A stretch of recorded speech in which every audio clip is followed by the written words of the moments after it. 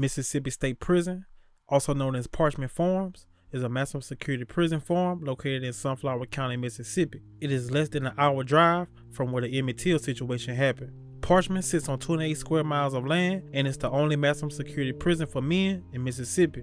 Some of the most famous prisoners include Elvis Presley's father, Vernon, who was in prison there in 1938 for check forgery, and blues singer Booker White, also known as Booker T. Washington White, who served 3 years in 1937 for shooting a man in his leg.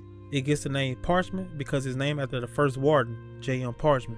Parchman holds over 4,800 inmates, and the inmates work on the prison farm and manufacturing workshops. Parchman Penitentiary holds all levels of inmates. A and B custody are minimum and medium security, and C and D custody are max security. Unit 29 is the execution chamber, and that's where all the death row inmates are housed. That's how it is now, but let's talk about how it all started.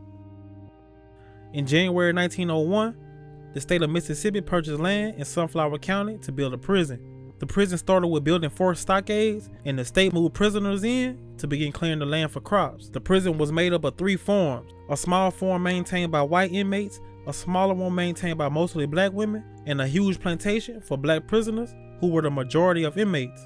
In 1904, the Mississippi Department of Corrections implemented convict leasing. Convict leasing is when they lease out prisoners to private businesses who needed cheap labor. The prisoners picked cotton from dusk and dawn and built tunnels using dynamite. 1905 was the first year the prison was in operation, and the state of Mississippi earned $185,000 or $8 million in today's dollars. Parchman Penitentiary was the closest thing to slavery after the Civil War. Its 3 founding principles was that the prison must make profit at any cost, armed inmates were effective, low-cost guards, and corporal punishment was the acceptable mean of control. Inmates were stabbed, beaten, abused, and forced at gunpoint to work in the cotton fields and soybean fields. Punishment was handed out for not meeting work quotas, and prisoners was beaten with a whip called Black Annie. Other prisoners who broke the rules was forced to stand hours at a time on open-ended soda crates. In 1909, the state of Mississippi acquired 2,000 more acres adjacent to the prison property. By 1917, the Parchman property had been fully cleared, and 12 male camps and 1 female camp were established.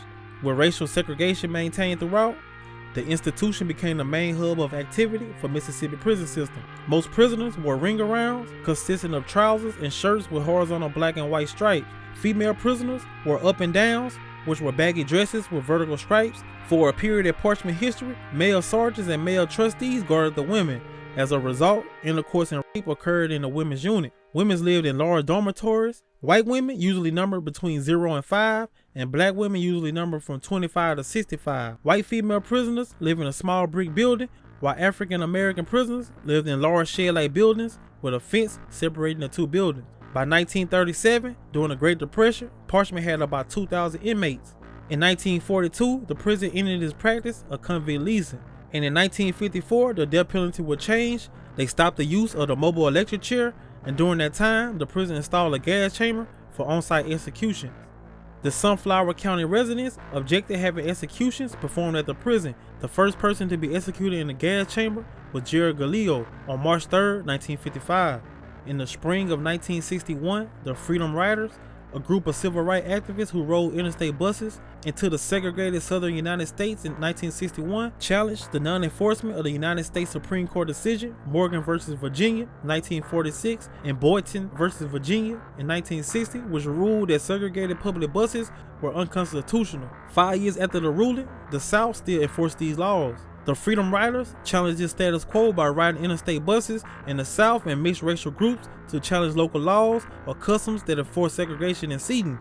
Police arrested the riders for trespassing, unlawful assembly, violating state and local Jim Crow laws, and other alleged offenses. And they also let white mobs attack them without intervention until they reached Alabama and Mississippi. The governor of Mississippi, Ross Barnett, did not permit violence against the protesters, but arrested the riders when they reached Jackson, Mississippi.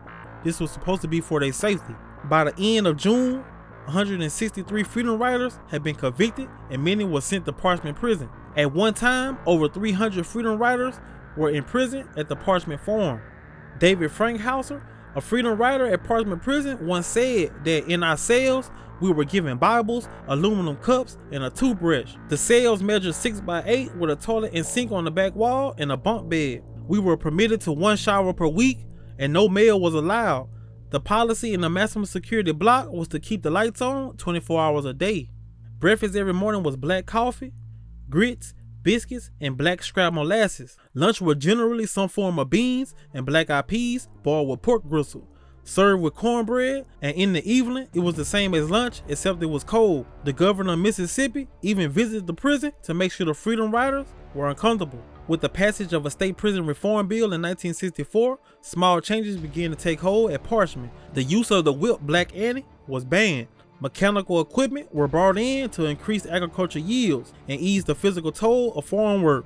Vocational training and job counseling were offered for the first time. At the end of the 1960s, nearly 80% of Parchman guards were still armed inmates who often brutalized those that they had been in charge to watch. In 1962, the Mississippi State Penitentiary had the most liberal visitation program in the United States. Adopted in 1944, it allowed inmates to make home visits for reasons other than emergencies. Also, inmates were allowed to be visited every Sunday for 2 hours by their wives. Each Parchman camp, with the exception of the maximum security camp, housed a 5 to 10 room structure called the Red House. The prison officials said that conjugal visits were an important factor in preserving marriages of inmates and reducing prison homosexuality. In 1970, a civil rights lawyer named Roy Habert began taking statements for inmates, which eventually came out to 50 pages detailing murders, rapes, beating, and other abuses that they had suffered at the Parchman Penitentiary from 1969 to 1971. Their complaints claimed that they were living in quarters in Parchman Penitentiary that were infested with maggots and rats, and that raw sewage was dumped in the open, and that inmates were overworked, underfed, denied medical care, and subject to routine violence. In 1972, a federal judge agreed. The judge found that the living conditions provided for the inmates were subhuman. The trusty guard system, which were inmates with life who were armed with rifles to guard other inmates, was abolished. The state was also required to integrate the prison facilities, hire African American staff, and construct new prison facilities. On July 1st, 1984, prisoners who committed capital crimes after that date would be executed by lethal injection.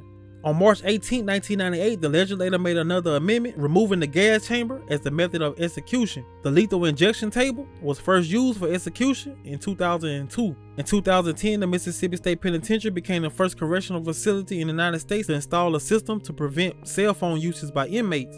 But this was only used for a short time and blocked by the federal government. And between August 6, 2010 and September 9, 2010, more than 216,000 texts and calls were blocked. Between 2014 and 2020, $215 million was cut from the Mississippi Corrections budget. And in 2019, an annual inspection report included numerous health and safety concerns, including broken toilets, sinks, showers, unsanitary kitchens, cells with dangerous electrical fittings, and inmates sleeping without mattresses.